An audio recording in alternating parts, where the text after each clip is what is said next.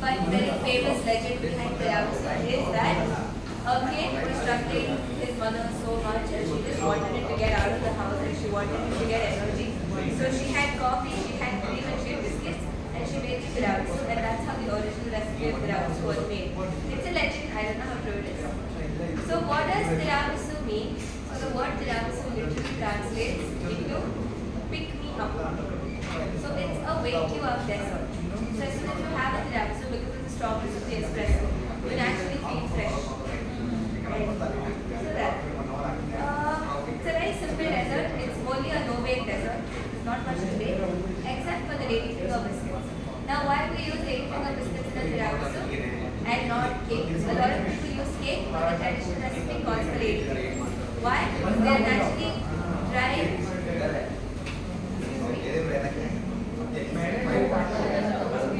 They're naturally dry and absorbent biscuits. So they soak in the liquid more without dampening the texture of the dessert. Now in a Tiramisu, only two things are important. First is the layers, second is your texture. If you have perfectly lined layers, when you take a bite, you get the perfect balance of biscuit cream, and cocoa powder. Now why we use cocoa powder? It's not just a dressing or a garnish. It actually enhances the flavor of the cream and it cuts through the richness of the coffee. Just to give you that balance. So essentially it's quite simple. 4 ingredients. One is your biscuits, second is your espresso, fourth is your mascarpone cream, and fifth is your cocoa powder. If anybody wants the recipe for the cream, please let me know. I will share it with you and I'll let you know. So your step 1 will be starting to soak your espresso, your ladyfingers in your espresso. When you are doing this, please don't over soak the biscuits. When you hold it in between your fingers, it should be bending, but it should not be over soaked, like it should not crumble, because it is like a sponge, as I mentioned before. If you over soak it, it will collapse.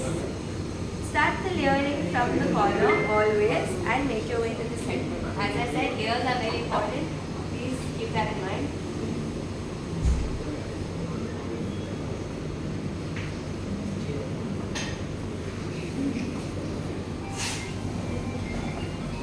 And don't break the biscuits before soaking. Please soak it first and then break the biscuits.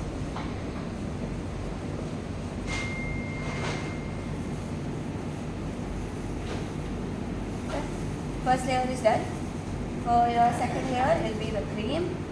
For the cream, same as well. Please start from the corner, make your way to the center.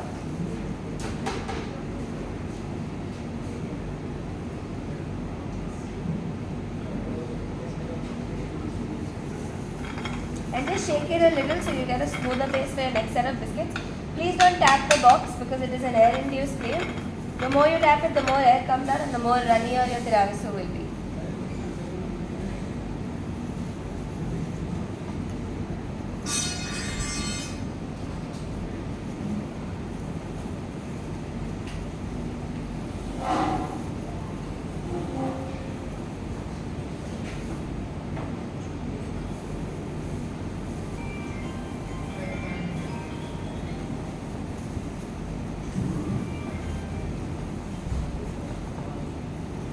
Will take you around 4.5 biscuits per box. This box is a 375 ml box. So for that, and this much cream should be sufficient. And then your final layer will again be of the cream. Fill it up to the rim.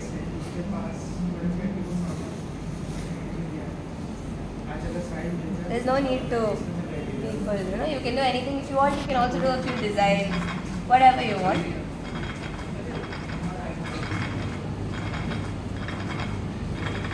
Okay, this is your Tiramisu. As you can see, the layers are prominent enough. This is all you want to aim for.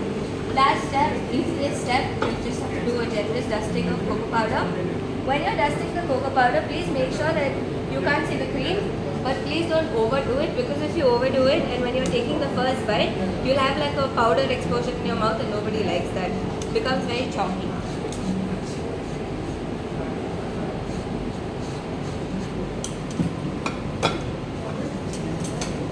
Okay, yeah. This is your Tiramisu. It's as simple as it gets. If you want, you can have it right away because we've already mentioned the cream. But I would recommend at least leave it in the refrigerator for an hour or two and then have it. Okay? Start making yours and